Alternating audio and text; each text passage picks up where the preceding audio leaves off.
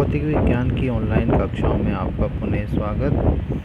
हम गाउस नियम और इसके अनुप्रयोग अध्याय पढ़ रहे हैं और इस वीडियो में हम जानेंगे कि कूलाम के नियम से गाउस के नियम की व्युत्पत्ति किस तरीके से होती है। तो कूलाम नियम से गाउस नियम की व्युत्पत्ति के लिए मान लेते हैं हम एक बंद पृष्ठ है जिसके द्वारा परिबद्ध आवेश मान लीजिए Q इस तरीके से है कि ये O पर स्थित है। ये मान लीजिए O पॉइंट है और इस पर Q आवेश स्थित है। अब इसके किसी क्षेत्रफल अल्पांश की ds की कल्पना कर लेते हैं। मान लीजिए ये आपका ds अल्पांश है और इस प्लस Q चार्ज के कारण इस विद्युत क्षेत्र की दिशा इसके लिए इस तरीके से होगी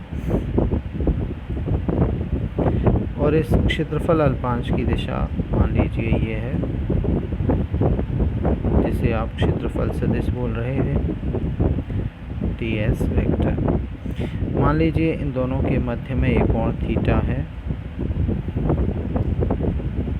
तो ऐसे में आप जानते हैं अगर ये डिस्टेंस r है तो विद्युत क्षेत्र E का व्यंजक कूलाम नियम से वो E = 1/4πε Q अपॉन r² होता है। तो अगर आप इस ds क्षेत्रफल से संबद्ध विद्युत फ्लक्स निकालें तो आप जानते हैं d फाई जैसा कि आपको विद्युत फ्लक्स की परिभाषा में समझाया गया था पहले वीडियो में, d phi E vector dot ds vector. इन दोनों के मध्य में कोण को हमने थीटा कहा है। तो थीटा डॉट प्रोडक्ट में आप जानते हैं d फाई होगा e ds cos theta.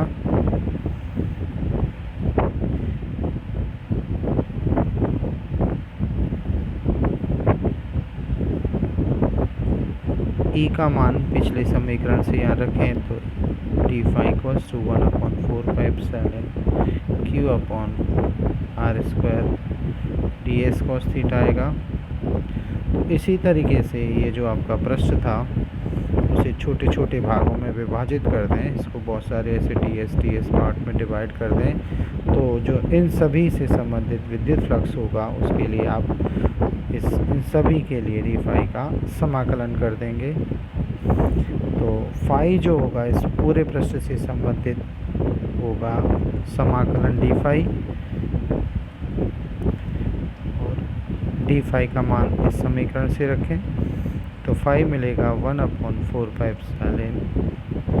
Q upon r² ds cos theta.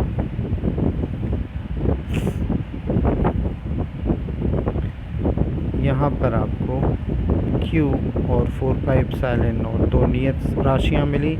इन्हें समाकलन के चिन्ह के बाहर निकाल लें तो आपको फाई मिलेगा Q अपॉन 4πε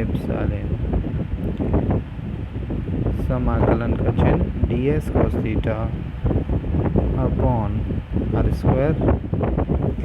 यहाँ ये जो ds cos थीटा है वह क्षेत्रफल अल्पांश द्वारा बिंदु O पर बना कोण घन कोण कहलाता है। इसे हम घन कोण d ओमेगा कहते हैं। तो फाई का मान मिलेगा Q अपॉन 4πε समाकलन d ओमेगा। ये घन कोण है, ये पूरी टर्म जो है वो घन कोण कहलाती है और इसका समाकलन 4π के इक्वल होता है, यानी समाकलन घन कोण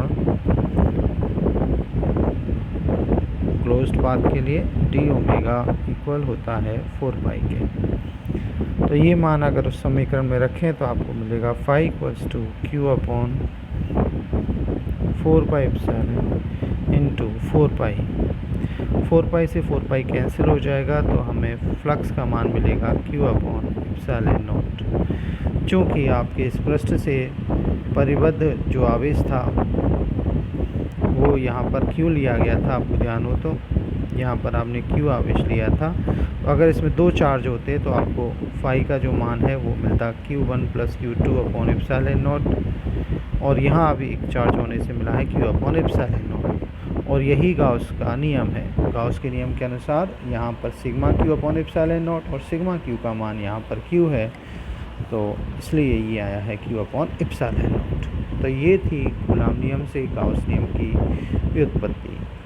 अगले वीडियो में हम गाउस नियम की पहली एप्लीकेशन पढ़ेंगे।